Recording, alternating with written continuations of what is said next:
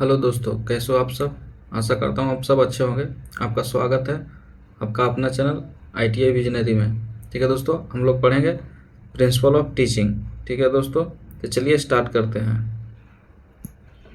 आज का first question है, आप देख सकते हैं कि सीखने में प्रारंभिक सफलता की भूमिका क्या है। ओके दोस्तों, what is the rule of yearly success in learning, मतलब प्रारंभिक सीखने की सफलता की भूमिका क्या है। ओके दोस्तों, ऑप्शन है प्रायोगिकता क्रिएट करना, शिक्षार्थियों को प्रेरित करना, कठिनाई बढ़ाना, दीर्घ करके सीखना। तो दोस्तों इसमें है कि सीखने की प्रारंभिक सफलता की भूमिका क्या है। तो इसमें क्या है कि दोस्तों ये तो कठिनाई बढ़ाना होगा नहीं, आप शिक्षार्थियों को दीर्घ करके सिखाना ये तो होगा नहीं, प्रोलॉन्ग करके नहीं होगा, और क्रिएट कंपटीशन करके तो आप सिखा नहीं सकते हो। तो इसके लिए इसका राइट आंसर बी होगा, मोटिवेशन करके, मोटिवेट करके, टू मोटिवेट लर्नर्स, मतलब शिक्षार्थियों को प्रेरित करके। ओके दोस्तों, चलिए दूसरा क्वेश्चन है, सीखने को प्रभावी बनाने के लिए अनुदेशक को क्या करना चाहिए। सीखने को प्रभावी बनाने के लिए एक अनुदेशक को क्या करना चाहिए। What should be instructor do to make learner effective, मतलब सीखने को क्या मतलब प्रभावी बनाए, जो अनुदेशक को क्या करना चाहिए। पिछले अनुभागों को नज़रअंदाज करना चाहिए, सिर्फ सैद्धांतिक ज्ञान पर जोर दे, सिद्धांतों को अभ्यास से जोड़े, प्रश्न को हतोत्साहित करें। तो इसका सही आंसर होगा दोस्तों सिद्धांत को अभ्यास से जोड़े, मतलब कि जो थ्योरी है विथ प्रैक्टिकल, मतलब कि आपको थ्योरी को प्रैक्टिकल के साथ जोड़ के समझाए तो एक तरह से प्रभावी होगा। ओके दोस्तों, चलिए नेक्स्ट क्वेश्चन नंबर 3, मार्गदर्शन सेवाएं प्रदान करने में शिक्षकों को कौन सा ज्ञान मदद करता है। क्वेश्चन अच्छे से पढ़ लीजिएगा, जिन भाइयों को थोड़ी सी प्रॉब्लम हो इंग्लिश में भी ध्यान दीजिएगा, क्योंकि ऑप्शन कहीं कहीं गलत भी आती है, इंग्लिश सही माना जाता है, ऑप्शन इंग्लिश में सही रहता है, हिंदी में गलत।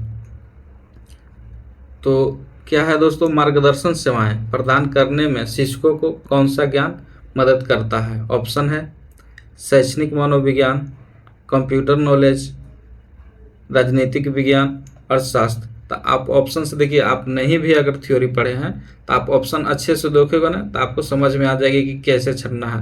अर्थशास्त्र से तो कुछ लेना देना है नहीं इसमें, राजनीतिक विज्ञान से भी नहीं, कंप्यूटर नॉलेज से भी नहीं। तो इसका सही आंसर हो जाएगा ऑप्शन ए,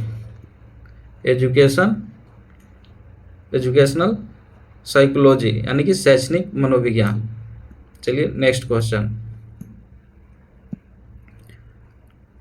क्या है, सीखने में तत्परता का नियम क्यों महत्वपूर्ण है। What is the law of readiness important in learning, मतलब कि तत्परता है नियम, तत्परता का नियम मतलब सीखने में क्यों महत्वपूर्ण है। ओके दोस्तों, तो आप ऑप्शन देख सकते हैं, रुचि पैदा करता है, डर पैदा करता है, गलतियों को रोकता है, निराशा की ओर ले जाता है। तो हम आपको बार बार बोल रहे हैं कि आप जैसे ऑप्शन अच्छे से पढ़िएगा आपको समझ में आएंगे, क्वेश्चन और ऑप्शन अच्छे से पढ़ना है आपको समझ में आ जाएगा। ठीक है, तो देखिए नीचे से डी ऑप्शन से देखे चलते हैं, यह निराशा की ओर ले जा सकता है। नहीं, तत्परता का नियम ऐसा थोड़ी कर सकता है, मतलब सीखने की बात कर रहा है। आप पहले क्वेश्चन में देख लो, सीखने में तत्परता, तो निराशा की ओर थोड़ी ले जाएगा। यह गलतियों को रोकता है, ये ऑप्शन हो सकता है। ठीक है, फिर क्या है, यह डर पैदा करता है, डर थोड़ी पैदा करेगा, और यह है रुचि पैदा करता है। तो ये दोनों ऑप्शन में थोड़ी सी आपको डाउट हो रही होगी, कन्फ्यूजन। तो इसका देखिए सही आंसर होगा या ए होगा, क्योंकि यह रुचि पैदा करता है तत्परता के नियम। ठीक है, आप थोड़ी सी ध्यान देके आप इसको देख लो, आपको सही हो जाएंगे। ठीक है दोस्तों, चलिए नेक्स्ट क्वेश्चन। तो दोस्तों आपका स्वागत है आपका अपना यूट्यूब चैनल ITI विजनरी में। हम लोग आज पढ़ रहे हैं यूनिट 2। ओके दोस्तों, यूनिट 2 पढ़ रहे हैं, अध्ययन का मनोविज्ञान यानी साइकोलॉजी ऑफ लर्निंग। ओके दोस्तों, अपने दोस्तों को पास शेयर कर दीजिए। अगर वीडियो अच्छा लगे तो एक लाइक कीजिए, और कोई डाउट रहे तो आप कमेंट बॉक्स में कमेंट कर सकते हैं। और अगर वीडियो अच्छा लग रहा है तो एक अच्छा सा मतलब कुछ कमेंट कर दे सकते हैं, जिससे हमको मोटिवेशन मिलेगा। और आपको आगे वीडियो क्या चाहिए आप इस सब के बारे में भी कमेंट कर सकते हैं। ठीक है दोस्तों, चलते हैं नेक्स्ट। 5th नंबर क्वेश्चन है, अभ्यास का नियम किस पर जोर देता है? अभ्यास का नियम किस पे जोर देता है? ऑप्शन है आवृत्ति पर, तीव्रता पर, एसोसिएशन पर और पर्पस यानी उद्देश्य पर। तो इसमें अभ्यास का नियम किस पे जोर दे सकता है आप बता सकते हैं? आप अपने से सोच के बताइए। तो ये जोर देता है आवृत्ति पर, फ्रीक्वेंसी पर। ओके दोस्तों, चलिए नेक्स्ट क्वेश्चन।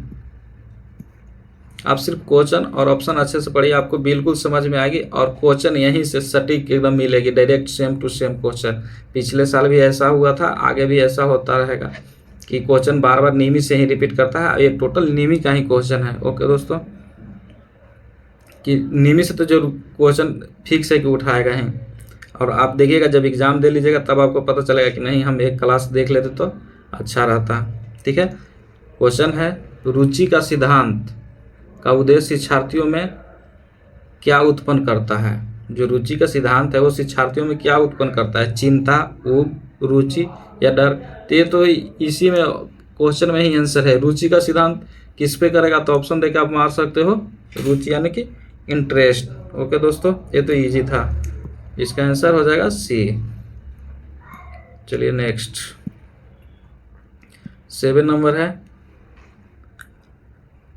अभ्यास का नियम सीखने में कैसे मदद करता है? अभ्यास का नियम मतलब अभ्यास का जो नियम है, एक्सरसाइज हेल्प इन लर्निंग, मतलब कि कैसे वो सीखने में मदद करता है। ठीक है दोस्तों, भ्रम पैदा करके नहीं, आदतों को मजबूत करके, इसको देखेंगे बाद में। अभ्यास को कम करके, अभ्यास कम करेंगे तो कैसे नहीं। और ये क्या है? पुनरावृत्ति से बचकर नहीं, रिपीटेशन से बचकर तो होगा नहीं, तो इसलिए इसका ऑप्शन सही हो जाएगा बी। आप ऐसे छांट सकते हो क्वेश्चन को एक एक करके कि ये तो होगा नहीं, ये नहीं होगा। एग्जाम में भी ऐसा ही करना है, टाइम बहुत मिलता है। ठीक है दोस्तों, आदम 100% हम गारंटी लेते हैं क्वेश्चन आएगा, इसी से आएगा। प्रभावी शिक्षण निर्देश के प्रमुख घटकों को कैसे संरेखित करता है? प्रभावी शिक्षण निर्देश के प्रमुख घटकों को कैसे संरेखित करता है? तो ऑप्शन है दोस्तों संयोग से यानी आकस्मिक, रैंडमली, फिर क्या है स्पष्ट उद्देश्य के साथ, और नियमों का अनदेखा करके। तो नियमों का अनदेखा करके तो होगा नहीं, और आकस्मिक तो होगा नहीं, और रैंडमली होता है नहीं, इसलिए इसका ऑप्शन सही हो जाएगा सी। इसका ऑप्शन हो जाएगा सी, क्लियर ऑब्जेक्टिव। जैसे आप देख सकते हो क्वेश्चन में क्या बोल रहा है, प्रभावी शिक्षण के लिए, इफेक्टिव टीचिंग के लिए, मतलब मेजर कंपोनेंट्स ऑफ इंस्ट्रक्शन। आप इंग्लिश में जरूर पढ़ लेना दोस्तों, आपसे इसको अच्छा से क्लियर हो जाएगा। क्वेश्चन नंबर 9 क्या है? शिक्षक मनोविज्ञान में वैज्ञानिक तरीकों का उपयोग करने का क्या लाभ है? जैसे क्या है ना दोस्तों, इसमें क्या बोल रहा है कि method in educational psychology using scientific method, मतलब शैक्षिक में, मतलब कि जैसे टीचिंग में क्या बेनिफिट है जो मतलब कि साइंटिफिक मतलब मेथड यूज करते हैं। तो आप ऑप्शन अच्छे से देखिएगा, आपको समझ में बिल्कुल आएगा। तो आपका है सफलता की गारंटी देता है नहीं, सटीकता सुनिश्चित करता है नहीं, ये क्या है? वैज्ञानिक आधार प्रदान करता है, ये हो सकता है। अभी इसके देखते हैं, भिन्नता को समाप्त करता है नहीं, तो इसका ऑप्शन सही हो जाएगा ये सी, प्रोवाइड द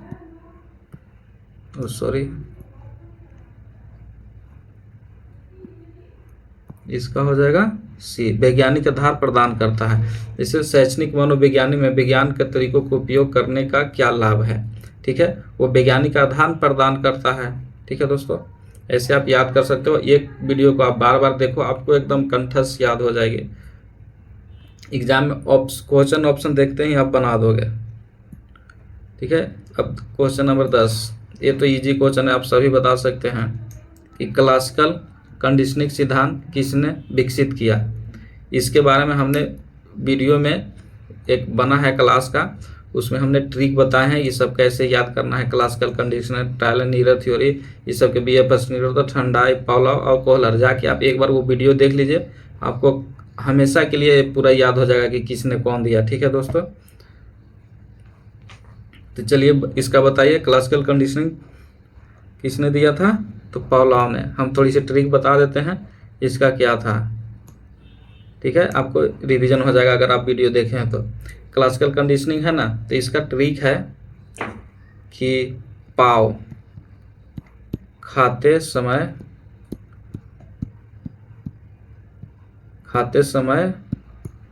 क्लास में कुत्ता आ गया। ओके, तो पाव मतलब पावलोव। ठीक है, और क्या है, कुत्ता आ गया यानी कि कुत्ता, और क्या है, खाते क्लास में यानी कि क्लासिकल कंडीशनिंग। ये तीनों से आप रिलेट कर सकते, पाव से पावलोव, कुत्ता पर एक्सपेरिमेंट किए थे, और क्लास में तो क्लासिकल कंडीशनिंग। ओके दोस्तों, चलिए नेक्स्ट क्वेश्चन, सॉरी। शिक्षण के किस सिद्धांत में चार्ट और मॉडल बनाना शामिल है, आप बता सकते हैं दोस्तों। क्वेश्चन नंबर 11 है। मोटिवेशन में बिल्कुल भी नहीं, एक्टिविटी में, रुचि में, निश्चित लक्ष्य में, ये तो होगा नहीं। अब रुचि में इसमें है क्वेश्चन, तो रुचि थोड़ी उसमें है कि चार्ट और मॉडल बनाना है, नहीं, तो इसके लिए एक्टिविटी हो जाएगा। ओके दोस्तों, आप ऐसे ऑप्शन छांट सकते हो। क्वेश्चन नंबर 12, निम्नलिखित में से कौन सा शैक्षणिक प्रक्रिया में एक महत्वपूर्ण कारक है। निम्नलिखित में से कौन सा शैक्षिक प्रक्रिया में एक महत्वपूर्ण कारक है। ऑप्शन है शिक्षार्थी, पाठ्यक्रम, सरकार, तकनीक। आप देख सकते हैं ऑप्शन सरकार काट दो, शैक्षणिक में तो कुछ है नहीं, तकनीक नहीं, पाठ्यक्रम हो सकता है, बट ऑप्शन है लर्नर। ओके दोस्तों, तो इसका हो जाएगा क्वेश्चन लर्नर। जैसे क्या है क्वेश्चन, आप देख रहे हो कि विच ऑफ द फॉलोइंग की factor in the educational process. इसमें क्या है, शैक्षिक प्रक्रिया में एक महत्वपूर्ण कारक क्या है, कारक मतलब जो काम करने वाला, तो क्या है, ए हो जाएगा आपका ऑप्शन ए। ठीक है दोस्तों, तो आज के लिए इतना ही। इसका पार्ट 2 आपको आ जाएगा जल्दी ही, आप वो भी वीडियो देख लीजिएगा। Thank you for watching. इसमें 25 क्वेश्चन थे, तो आज हमने 12 क्वेश्चन ही लिए हैं। ठीक है दोस्तों, और जय हिंद, वंदे मातरम। मिलते हैं नेक्स्ट वीडियो में, और सब्सक्राइब करना तो भूले नहीं, और दोस्तों के पास शेयर कर दीजिए और एक लाइक कर दीजिए।